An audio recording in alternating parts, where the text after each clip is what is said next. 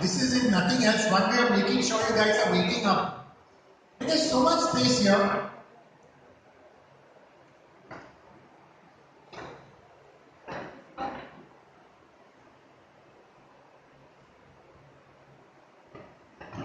Okay, how many of you attended coaching classes to get into JJ Hospital?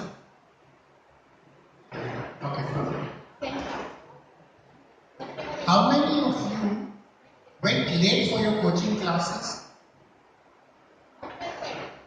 And what happened when you used to go late? They would allow you inside?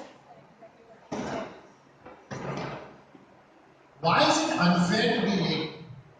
And who is it unfair on? You know what, I'm going to start picking up people, is that okay? And then maybe you can pay attention. I will pick people who are sitting in the back bench. So if you don't want to be picked on, I'd strongly suggest you sit in the front. I leave it up to you guys. Okay. Why is it unfair? Who is it unfair on when you're unpunctual?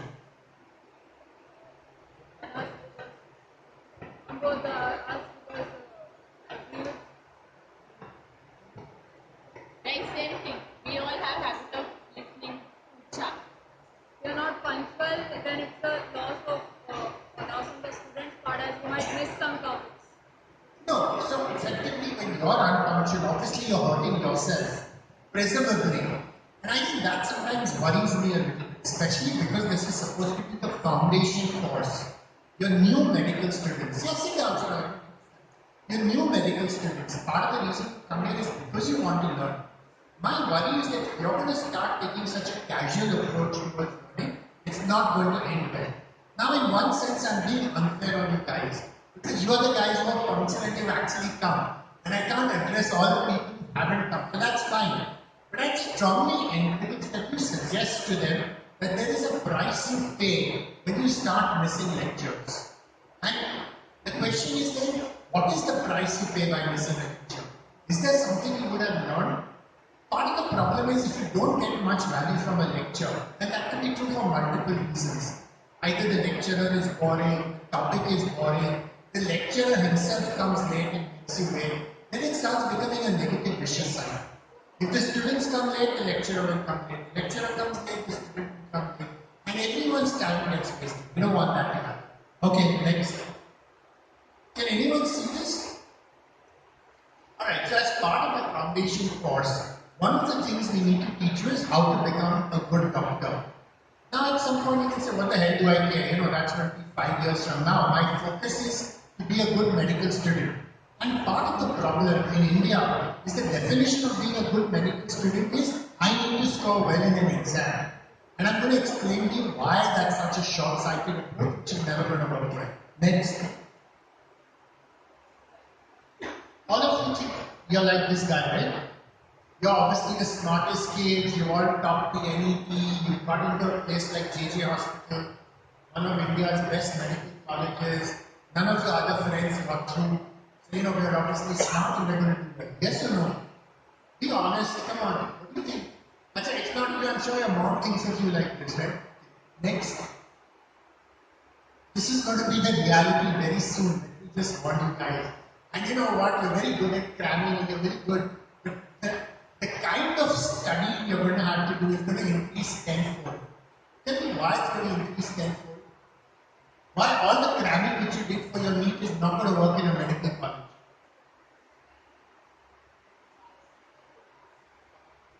I think so her thing was that everything is much larger now because it can't be restricted. It's very easy to study for an exam, right? You just prepare the last 10 years papers, you look at the question bank, you answer some dummy papers, or if they, you know, how many questions can you get asked? And then once you've done that, but the thing is, studying for an exam only teaches you how to study for the exam.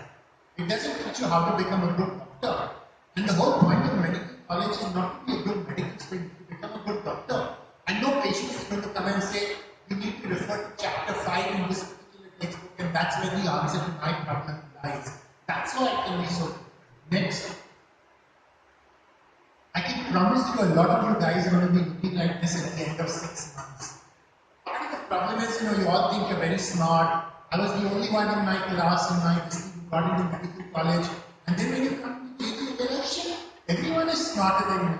Everyone knows more than I do. I don't understand any of this stuff at all. So if nothing else, it will be a humbling experience. Next. Why is this so important? Because your ability to do good is a lot, but your ability to do harm is actually a lot more. And this is especially true with today's medical technology. And that's something sometimes we tend to forget. Because we all fall in love with all the tests and the treatments which we can offer. Next. And I think this is the biggest problem. All of us, we want our patients to do well. We want our patients to get better. But the reality is that often we will end up harming these patients. And not because we intend to, because that's just the way biology works. Next. Next. And I think this is something we need to remember. All of us read all these articles. How many of you read what happened to the cough syrup thing? Yeah. Yes. Did you read about the cough syrup incident? No. What world do you live in? Do you know kids died because of cough syrups?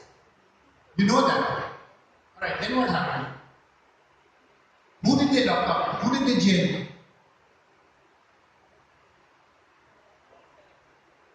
Yeah, they locked up the pediatrician who prescribed the cough syrup. Now this poor guy was trying to do good for his kids because they had a cough. So he prescribed something which was available in a pharmacy, no fault of his. And because the pharmacy guy was such a pro, and it contained toxic chemicals which it shouldn't have contained, as a result of which so many of these kids died. But who did they lock up? They locked up the doctor. Next. Okay, next. Again, I apologize, the writing is not really great. But I think you need to understand there is a difference between negligence and errors. Errors happen because we are all human beings. The trouble is that doctors understand that, but judges don't understand that, policemen don't understand that, newspaper reports don't understand that. So the moment something goes wrong in a hospital, the doctor was negligent, locked the doctor up, completely unaware. And this is something we need to educate you so that you understand that there are lots of things which are outside your control. Next. Again, we all have classifications, right? You all have all the various species and the genera and all your periodic table and stuff like that. This is simple classification. Medical errors, either errors of omission or errors of commission. And it's important to be aware of where these errors can occur. The step number one, preventing an error, is to understand why errors occur. And the moment you understand that, your ability to prevent that increases a lot. Next. Okay, go on. And I think it's amazing that more errors do not occur in hospitals, simply because these are areas of high complexity. There are just so many things. These are sick patients, some of them are dying. There are multiple doctors, there's lots of equipment. A lot of the equipment doesn't work properly all the time. Just like your fans don't work all the time. Now the fan doesn't work, so she's unhappy. So she wants to sit under a fan, because she wants to optimize for her comfort. But what happens when the ventilator doesn't work in an ICU? Your patient is going to die in front of your eyes for no fault of yours. That's really going to cause heart burn. Next. And this, of course, is the first thing. Anytime someone makes a mistake, you're so scared, the first thing you guys try to keep quiet and hide the fact that you Next. And of course, this is something, it wasn't my fault I came late. The bus wasn't on time. My mother didn't cook breakfast for me. I couldn't find my shoe. My dog ate my homework. How many of you have illusions? My dog ate my homework. It's a very American trope. We all find reasons for not doing stuff. Next.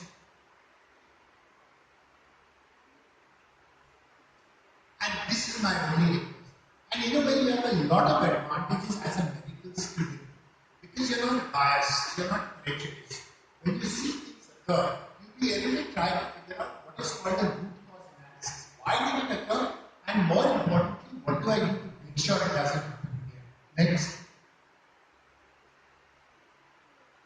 But the big problem is that even when you see an error, most people do not bother to report it. And again, there are multiple reasons. It's not my job, it's someone else's job. I'm just a medical student. What do I understand? It's already happened. I don't have any power, someone else will do it. I don't even know whom to report to, I don't know how to report. 50 different excuses for why you will not report. And part of the problem is the moment this attitude starts getting ingrained into you, it will just keep on getting worse. I think that's a big problem. And I think we need to actually appreciate award people who have the courage and the guts, especially in juniors, to point out the fact a mistake occurred. This is why it occurred, and this is what we can do to prevent it. Next. Yep. Oops. I think this is something, if you remember nothing else from this lecture, please remember this. That an error does not, doctors don't want to harm their patient. An error doesn't occur only because the doctor was negligent or careless or spent a sleepless night. Errors occur because multiple things line up in order to allow the error. And I think if you keep track of that, you'll be able to change systems so that the chances of an error occurring will be much less. Next. You can't read what this is on the tie. It's like this guy saying, sometimes it's a big problem with doctors. You know, we actually think we're gods. That creates its own sets of problems. Next.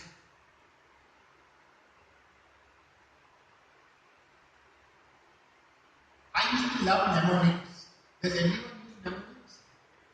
Yeah, because again, you know, how else to remember some of this stuff. And sometimes this is helpful, even as a medical student. This is a helpful mnemonic. So how do you make some of these changes? Now, I don't expect you as a medical student necessarily to make some of these changes. But if you keep in mind that this is what can be done, at some point you're not going to remain medical students all your life. You're going to progress, you're going to become lecturers, professors, residents. This is what you need to remember. Automate as much as possible. Standardize as much as possible. And simplify as much as possible. Because the more complex things are, the easier it is for something to go wrong. Whereas when you standardize stuff and simplify it, the chance of things going wrong are much less. But much more important, I think, is the last line. And I'll explain to you why. Because as an individual, it's possible for you to make mistakes. But if you have someone who's on your back, someone who takes care of you, someone who you take care of, then the chance of mistakes happening will be actually much less. Next.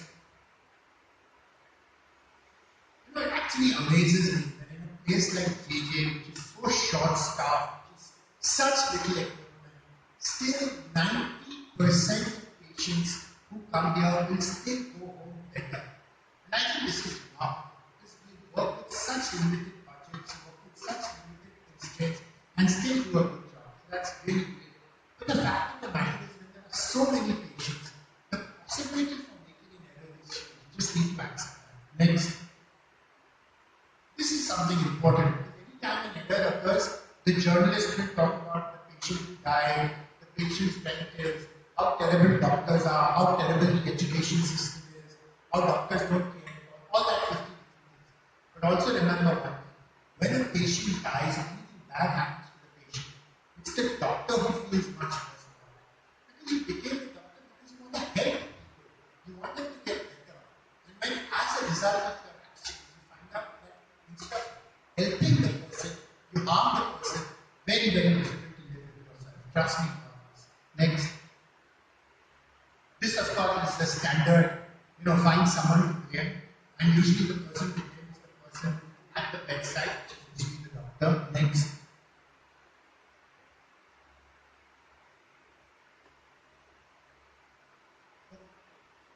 I think it's important to remember that when an error occurs, first learn to be kind to yourself. You didn't intend for that error to happen, but you will obsess about it all the time. You'll get nightmares, I promise. And I can speak from personal experience. I wish I'd done this. I wish I'd called someone. I wish I'd realized this. I wish I'd not missed that particular lecture. Because in that particular lecture, I was taught how to manage this particular problem. But because I missed that lecture or I didn't read that particular chapter, I didn't know what to do.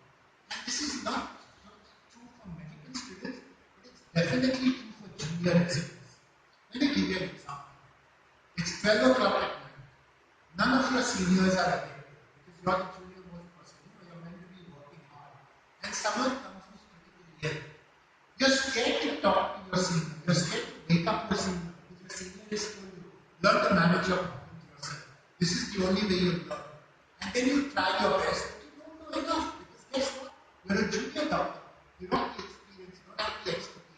and then the patient dies. And then you always take yourself. But you know why you didn't call the senior? Yeah. Why didn't you call the senior?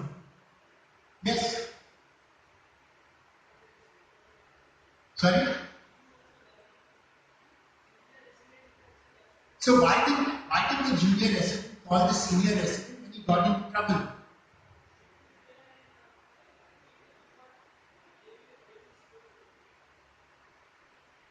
Yeah, that was not.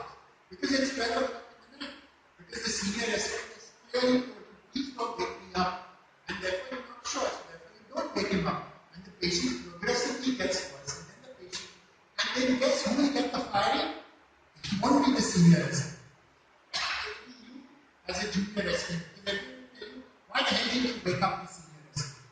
All I'm trying to say is it's a system which is at fault, not an individual doctor. Next.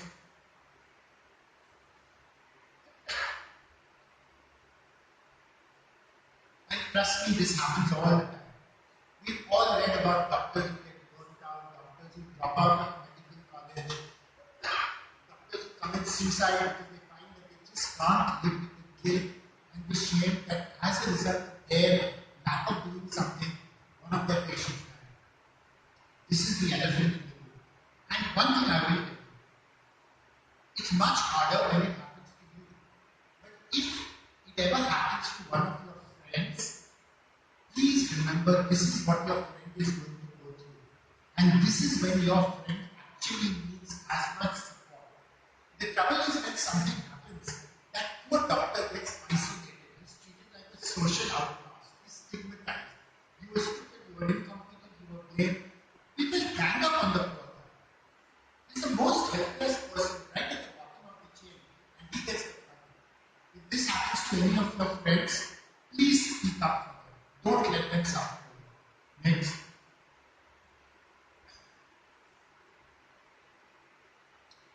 And I think this is something which is important. All of us are going to make mistakes. I still make mistakes. I mean, that's by definition it's going to happen. Even though I've been practicing medicine for 40 years, I forget sometimes, I sometimes do other mistakes. And that's why it's so important to have safety nets. The safety net could be a nurse, the safety net could be a junior doctor. The best safety net is actually a patient. And I'll come back to that again. Just keep these things in mind. Next. And there are some great books which actually talk about how the doctor becomes the second victim. Now, two things can happen when you make a mistake. What are the two things which happen, which can happen when you make a mistake? What are the two parts which can happen when you make a mistake? That's one.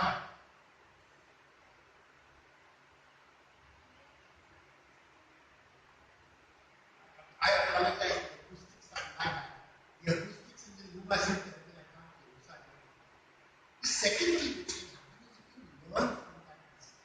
So that not only can you make sure that you never allow that to happen in your own experience, you can make sure that you don't allow it to ever happen again to anyone else. So I think mistakes are the stepping stones to success. All of us can make mistakes. All of us can fail multiple times. That's okay. The important thing is how can you transmute that and learn something from it. Next.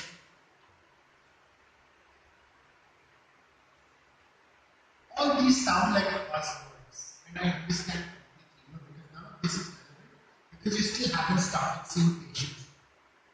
I always tell people, if I were the dean of JJ, there would be two things I would insist on from day one. That every medical student have their own website. If they don't have a website on day one, by the time they enter JJ, I don't allow them to JJ hospital. I'm very serious about this. Because I think creating your own website will change the way you look at the world. I'll come back to that again in a minute.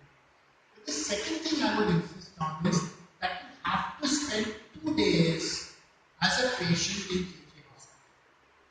You're not sick, you're just a patient. But eat the JJ hospital food, sleep on the JJ hospital bed, see what life for a patient is in JJ hospital in the general ward. And trust me, if nothing else, it will teach you to be a lot kinder and a lot nicer and a lot better to your patients. This is a standard Swiss cheese model. What does this basically say that errors do not occur just because of one person. They occur when lots of people mess up at one time. And these are all the various roles. Poor protocol, the equipment didn't work, there was no senior available on supervision. As a result of which the patient is harmed. So it's not just one thing which causes patient harm. Lots of things have to line up for the patient to be harmed. Next. And this is part of what the problem is.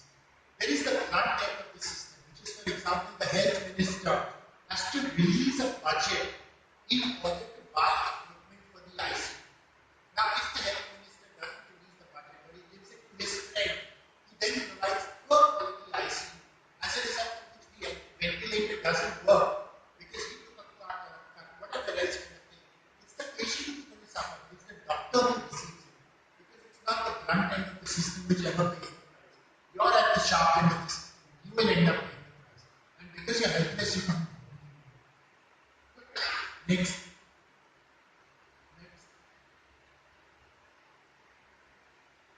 Unfortunately, this is something which we never learn. Because as doctors, we're taught to be, you're the captain of the ship, you're meant to do everything, you're meant to handle everything. I think that's fine for simple problems. But definitely for complex problems, this is not a model which is possible. Next.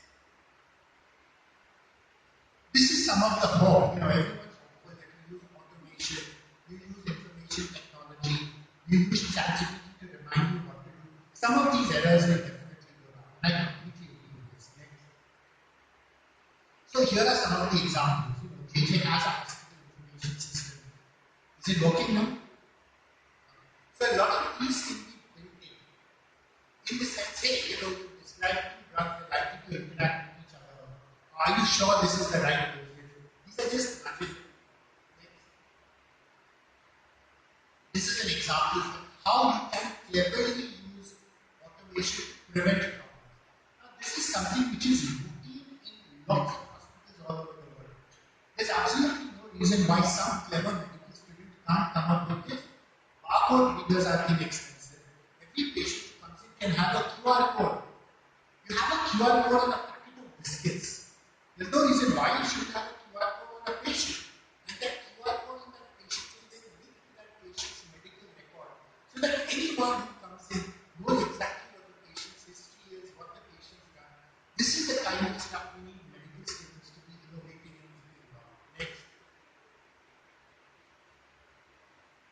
But like I said, health IT has pros and cons.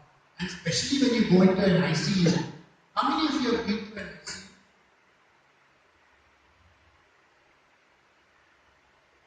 No one's ever had anyone admitted in an ICU.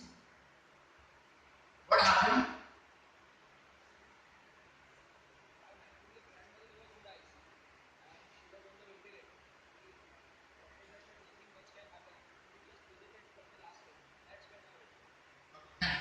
I think when you go to an ICU, you realize there are alarms going off all the time.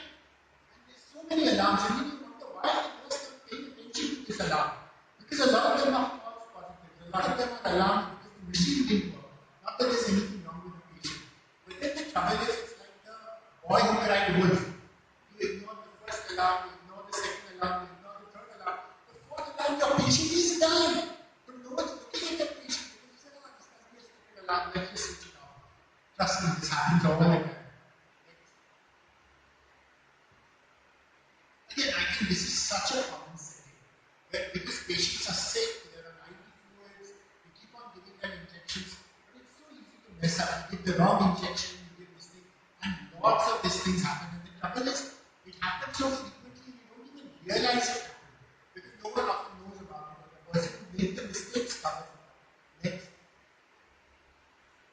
This is just to give you an example of how we can prevent these errors. Now, notice this is nothing to do with the person. This has to do with the hospital buying the right equipment to make sure the mistake did not occur. So, this is the old-fashioned way of doing things, right? This is the cheapest way of doing things. There is a glass or an IV bottle. The nurse picks up the drug, injects it, mixes it up. That's fine. The second is something which is called ready to mix. The last is the best. Because there is no scope for any human error. It's clearly already mixed in. She can't give an overdose, she can't give an underdose, she can't make mistakes. But that's also much more expensive. And therefore, places like India hospital can't afford it, except in the ICU. This is where the setting for mistakes occurs. Next. These are simple examples. If you've ever been in an operation theatre, there are so many syringes, there are so many drugs. They all look like each other. And when you are an anesthetist and your patient is crashing or whatever else, actually you're not a great way of working, but at least you watch movies. You all watch Grey's Anatomy, right? Sorry, just kidding. But the point is that all this stuff happens all the time. But these are ways of making sure that the risk of the wrong injection going to this patient goes down. The good thing is none of this is expensive. This is something which a medical student can do from day one. Literally. You can say, hey, I watched this Grey's Anatomy episode. This is something which happened. Then you can go to the JJ hospital OT and say, hey, we're not doing this. Can I do this for you? Trust me, people are very happy when you guys take initiative. And none of this is expensive to do. All you really require is a printer. And once you've done that, you print 1,000 of these labels in your printer. This is the way even a medical student can make a difference. Part of the problem with doctors is we get jaded.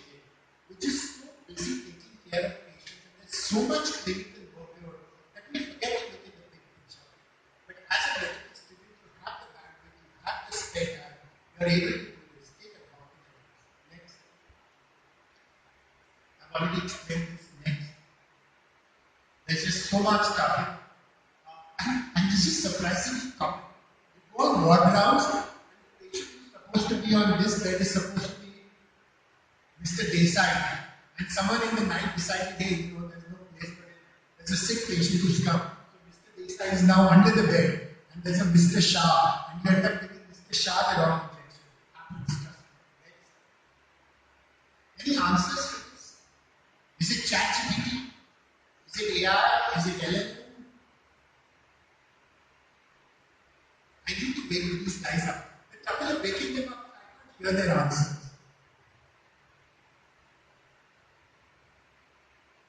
Yeah, what's the best technology?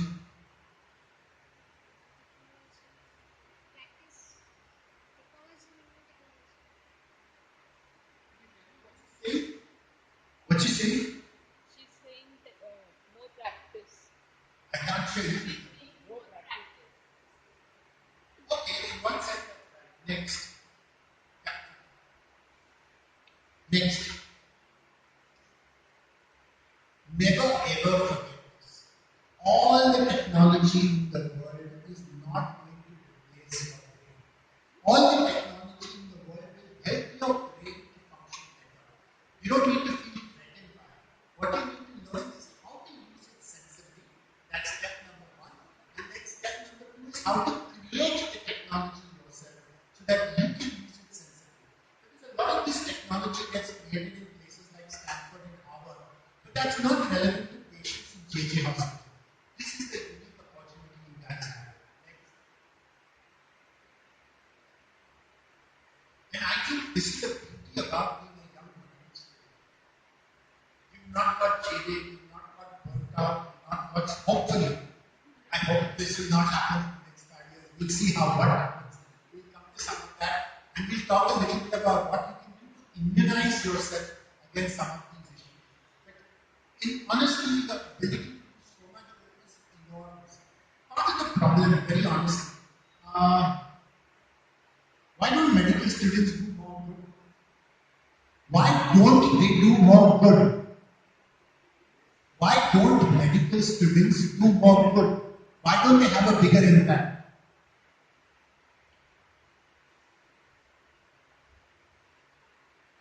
How many students in this batch? 250, right? That's a lot of students. And these are all clever, bright, hardworking, diligent students. Why don't they have a bigger impact? Okay, fine. I think there are two reasons. I think one reason is you don't realize how much impact you have, which I think is really sad. But even more importantly, adults do not respect students. So your professor is going to say, you're just a student, what do you know? Your lecturer is going to say, hey, what are you telling me? I've done 50 years, whatever, all kind of this thing. But often a lot of these seniors have done 10 years of doing the wrong things. They're not willing to change. I hope you remember that mammals replaced dinosaurs. And the reason mammals replaced dinosaurs is Dinosaurs were much larger and everything else, but they had much smaller brains. They were not willing to adapt. I think that's the opportunity. So, two requests. Don't underestimate yourself. Honestly, a medical student with ChatGPT will actually know a lot more about the patient than any professor. And I'm not kidding about this. So don't underestimate your ability to pick up. That's number one. And second, don't let anyone underestimate your ability. So when they talk down to you, that reflects on them, not on you. Please remember that.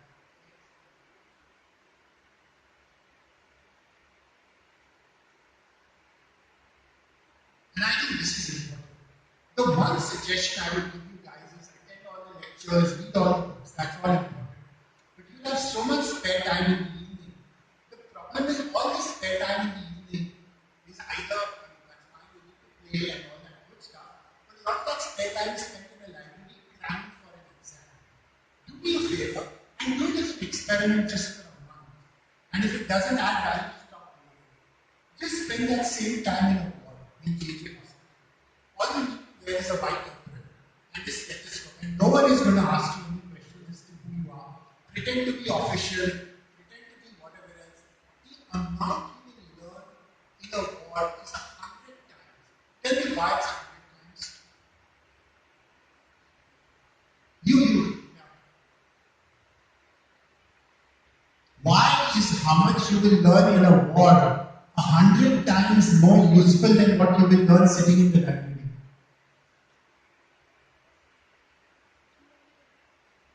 I think what you will learn in the library is how to pass an exam. And if that's your only goal in life, I suggest you continue staying in the library. But if your goal in life is to help your patients get better and become a doctor, this is the right thing to do, to spend time in the ward. It's not just first-hand experience. This is sticky stuff.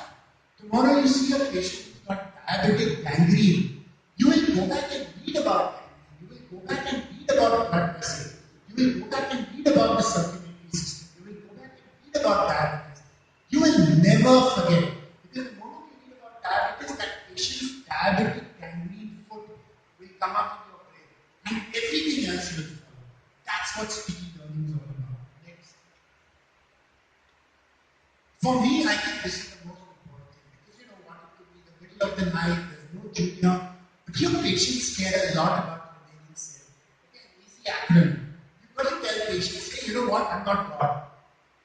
I am a human being just like you are. I have made mistakes. I can be aware that mistakes can happen. And not just mistakes made by me as a doctor.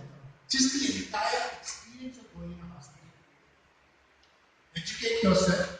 Speak up. Point is, we want your care to be error-free, and it's a joint effort, and it's absolutely fine to treat patients as part of it. This is the website. It's called the Best Medical Care. We've got about 6 books. All the books are available online.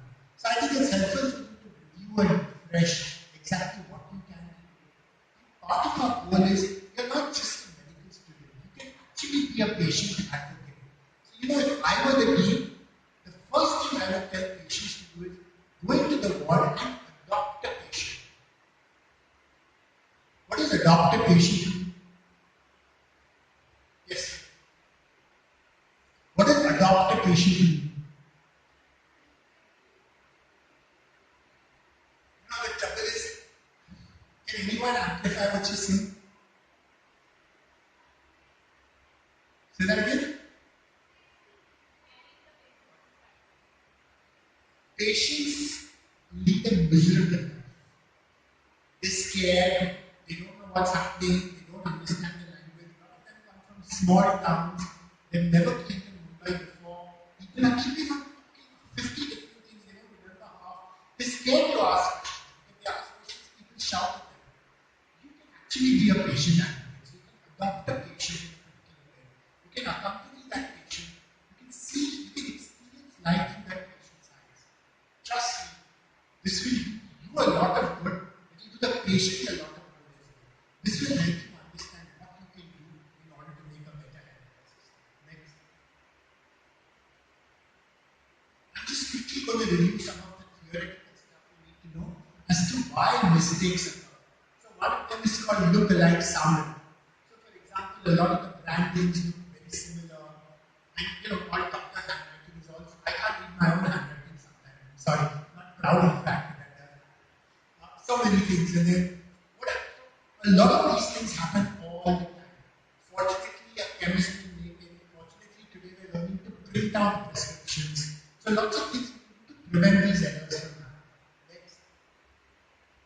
These are just examples of you go to any chemist and you'll be amazed at how easy it is to mix up one drug with another drug. This does happen. And then you find out, oh, this patient is not getting better. Why is the patient getting better? You ask the patient to bring the medicine if the patient is taking, oh God, taking the wrong medicine.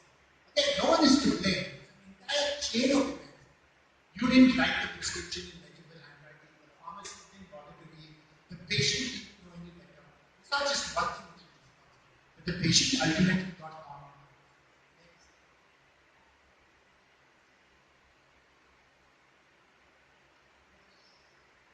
So just telling you what the role of the doctor is, for example, all this is becoming pretty much standard. That we're printing out prescriptions, we're doing it legibly. So I'm glad some of these changes are occurring. Next.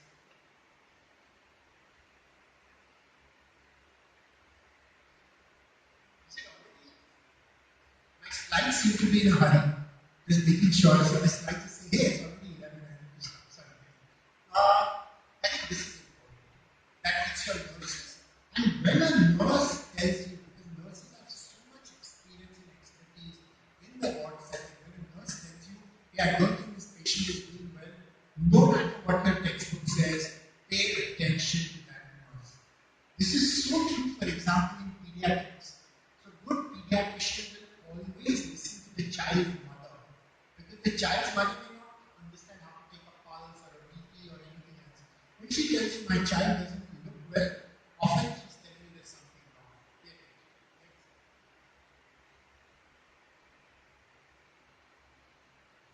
And this is so true, but unfortunately none of this is true. And all you're doing is paperwork, moving one forward. Next. And this is exactly what we're trying to do. Now, beyond the particular point, by the time you become a senior doctor, you think you know everything. So nothing ever changes and nothing ever improves. Which is why our focus is on you guys as medical students. Because you're the future of medicine in this country today. So if your entire attitude changes, that my job is not just to learn from textbooks. My job is to help medical care in this country become better. I think that's the right approach. And it's possible to do that. Next. This is what we're trying to do. That it's important that obviously you treat patients one-on-one, and all of us do that. But there's no reason why you can't take a bigger picture. Next. And this is a slide I really love. Because I think all of us are trying. We could all have cracked the JEE and become engineers, we could crack the NET and became this thing. Your mom decided, Mera beta doctor banega, or your maths teacher must have told you, hey, you're an idiot at maths. The reality is you're not an idiot at maths. Your maths teacher was an idiot and therefore created that math phobia. So that every time you saw x is equal to, your brain would freeze. But that's the maths teacher's fault, not yours. That's what I'm trying to tell you. So don't take this approach that I cannot understand or this goes beyond me. I always tell people, if you can't understand something, it's the teacher's fault, not yours. I'm very happy Zin has done such a great job. Hats off to her. Zin, you can stand up. Please applaud for her, guys. Please, honestly. So much. What I do is I come and give lectures. What differences are one hour lecture going to make in your life? Practically nothing. All of you are going to forget everything I say, and that's okay too. But my stats is embedded in JJ Hospital. And I think that's really where the magic can occur. So we have a website. My biggest issue is, I don't know what you attended, whether you were Byju's or Physics Wala or Akash or Alan or some rubbish. And the reality is, you guys are now going to attend, what do they attend? Marrow. Now, Marrow is the market leader. So the first thing is, give me your Marrow notes, or which Marrow are you attending, or it breaks my heart, honestly. And I always tell patients, so that's great. So tomorrow there's a patient who comes and sits in front of you. What are you going to do? Call up your Marrow teacher and say, if there is some patient better, I have no idea what to do. How do I treat this patient? Guys, please learn to be independent. Trust me, that married teacher is no smarter than you are. In fact, most likely you're not smarter than that guy. Because all that guy is doing is giving the same stupid lecture day in, day out, teaching you all these demo things and acronyms. He's not expanding his brain. You have the opportunity to do that. So, again, do me a favor, just try it out for 3 months now. Let your friends go to narrow classes. A, you sit at home and learn for yourself. B, you come back to that. And you sit and learn around your patients. Use your patients as textbooks. Your patients are far better textbooks than any textbook in the world. Trust me about it.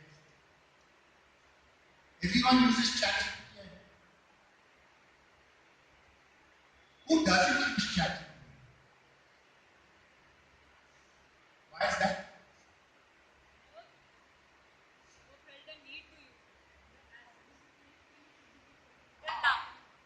I think that's an amazing answer. She said she never felt the need to. How many of you would agree with me? No need to. That you wouldn't agree with me.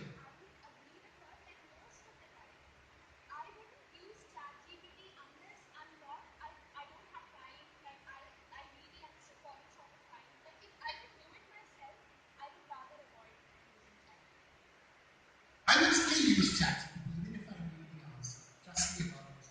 ChatGPT comes in various flavors. The trouble is, you're right. A lot of people misuse ChatGPT. Homework खत्म करने का है. फट ये दे दो, you get the answer.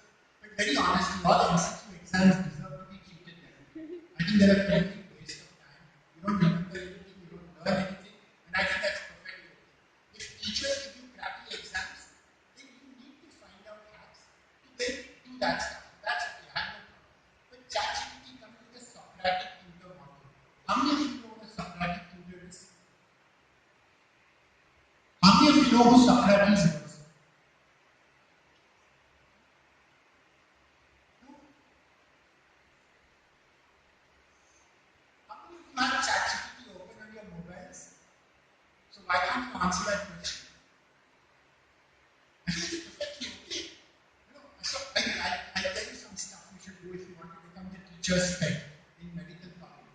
I think, so please, you don't need ChatGPT until you start using it. That's my opinion. The only acceptable answer to I don't use ChatGPT is because I use Perplexity, or I use Grok, or I use, whatever. I don't care what particular AI you use. That doesn't matter. But please, for heaven's sake, use it. Much smarter than any math teacher or any teaching hospital professor, or much smarter than Dr. Malpani. In fact, I tell my patients, before coming to me for a consultation, please go to ChatGPT. The quality of the questions you ask me will improve a lot. And if nothing else, hopefully, I will improve as a result of that. None of this stuff is competitive. None of this stuff, we all want patients to get better. We all want students to learn better. All I'm saying is keep an open mind and learn to use the technology. Yes, you can misuse the technology. I'm not saying you can't. But just because you can misuse it doesn't mean you can't learn to use it.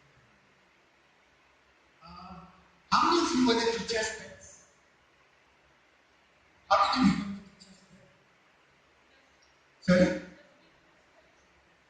Yeah, come on. Everyone is themselves, but not everyone becomes the teacher's pet.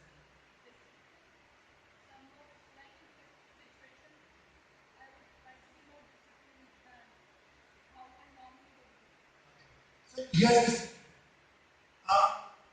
There is something called the flipped classroom model. Has anyone heard of that? The trouble with all of us is we don't understand anything. We go to class, we sit passively, we make notes, we do whatever. And then hopefully we think we will remember. And then if we don't understand some of that stuff, we go back and borrow someone else's notes, or maybe take the senior person's notes and try to solve our doubts. And then when it's exam time, we'll do some exam prep. We'll look at question banks, we'll solve the previous year's papers. Is this the standard SOP for most of you guys? What does a flipped classroom mean? You pretty much know what the teacher is going to teach you the next day, right? They tell you what the title of the lecture is. Study the topic from ChatGPT in advance of the lecture. So you already know what that teacher is going to teach you.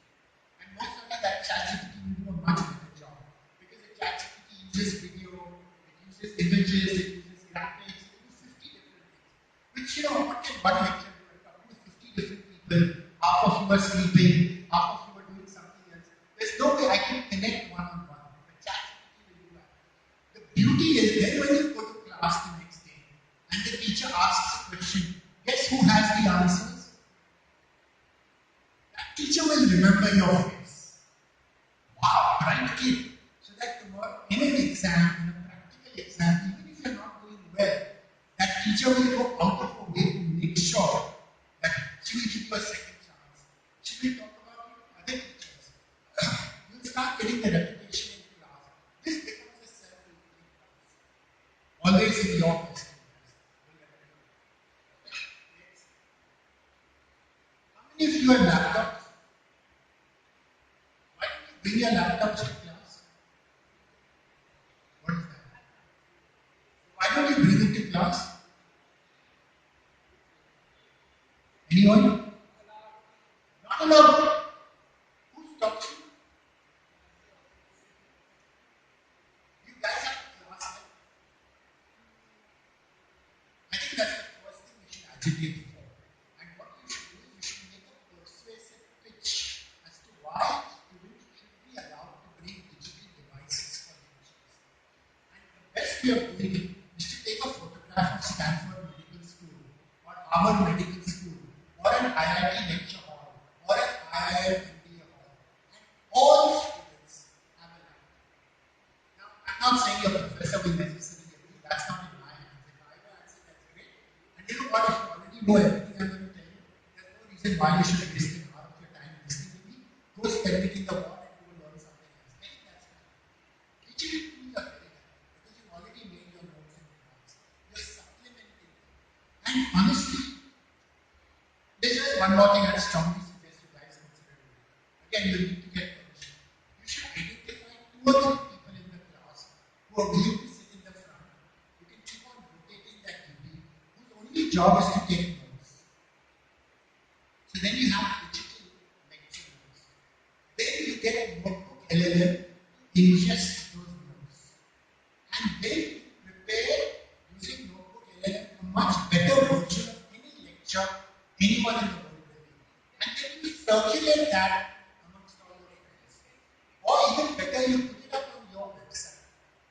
This will be what JJ Batch of 2025 or whatever else it is. Create a website. All the lecture notes are there.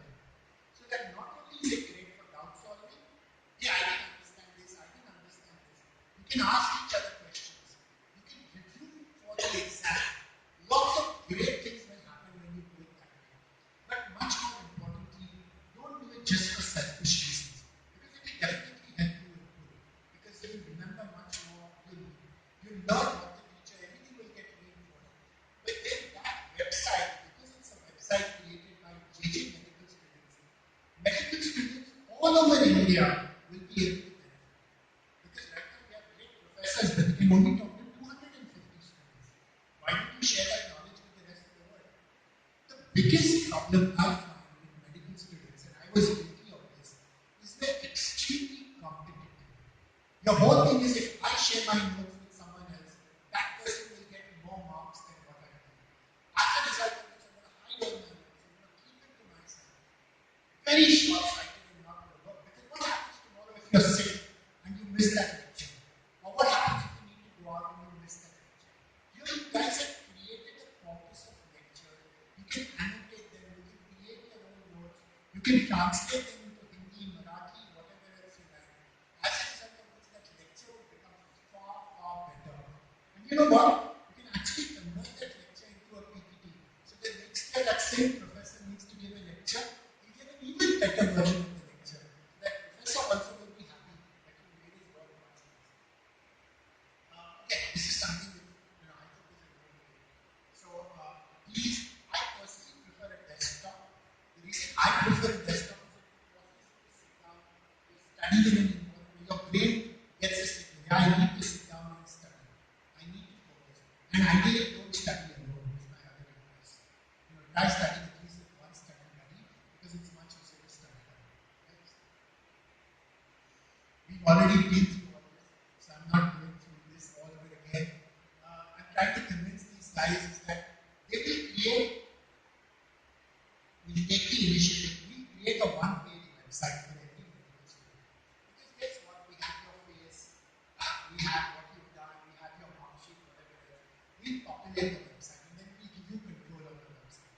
Again, what you choose to do with your personal website is really important. And the reality is 90% of people won't do anything. But even for that 5% or 10% you do, I think it will change the way you look at the world. Trust me. That's what your website will do. This is far more valuable than a LinkedIn page or anything else. Because there's so much depth and you keep on updating it regularly all the time. It will help you reflect. This is what I learned. This is what I need to add. It will help you revise. Next. I've already done this, so that's nice lab will help you do this. And the good thing is, once one person does it, then all of us are good at copying and pasting, right? I am. Okay, next. How many of you know about this side? What do you use it for?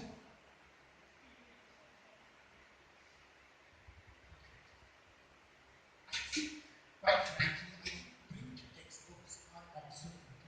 Because by the time a book gets printed, so much of medicine has advanced so much that it's really no longer relevant. Which is why I think the future is going to be all online digital textbooks, which people can annotate, people can make multimedia, people can then add lots of stuff to it. The good thing about this particular library is that any book you want to get is extremely expensive. Then you really have to think twice. Do I want to afford this? Do I want it? The good thing is that all these books, whatever else it is which interests you, and then it's not restricted to first MBBS, second MBBS. Tomorrow your patient has diabetic gangrene. No one is stopping you from reading a book on textbook of entrepreneurship, on how to manage it, or vascular surgery, everything. All the books are available there. Next. I've already discussed this. Next. That's my last 2 minutes to spare. Okay, guys. Anyone has any questions or anyone's not listening? Everyone's not listening. That's my case. So that I think each of them has their role to play. So I'm not a Talibanist about it. I think the tab has lots of advantages so that it's portable, it's mobile. But I still think the PC, the amount of stuff you can do interactively on a PC, I still think is far better. But I don't think you need to listen to anything I say. This is just my personal view. All I'm saying is anyone who tells you anything, keep an open mind and do an A/B split test. Try it out for a week. Borrow someone's desktop, see what's happening. We donated some desktops to the library. Do they work? They're still working. So you can try some of that stuff. And then you find this is useless or I prefer my. The important thing is not what technological tool you use. The important thing is you use it well. It honestly doesn't matter.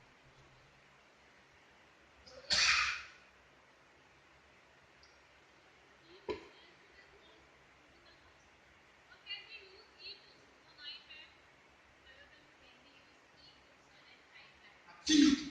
All of Anna's library are all ebooks. They're either EPUB or PDF or movie or whatever else. That's the beauty.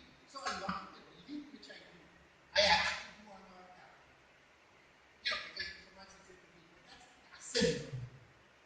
The moment you want to do any active learning where you want to do stuff, then it becomes so much easier to do it on a desktop or a laptop. But again, like I said, there's no one size fits all. So what do I use? I use a desktop and I use a tablet.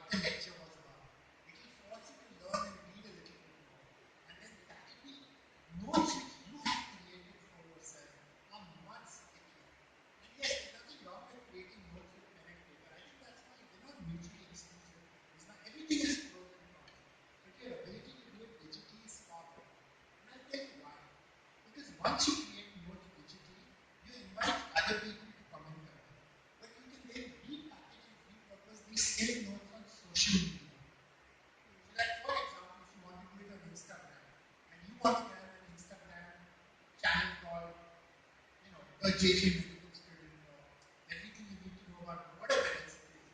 Hey, you know what? There are enough medical students who want to learn. There's no reason why you can't be that person.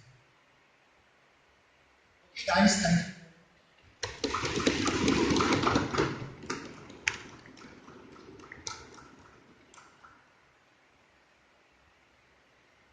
So much, sir. Such a wonderful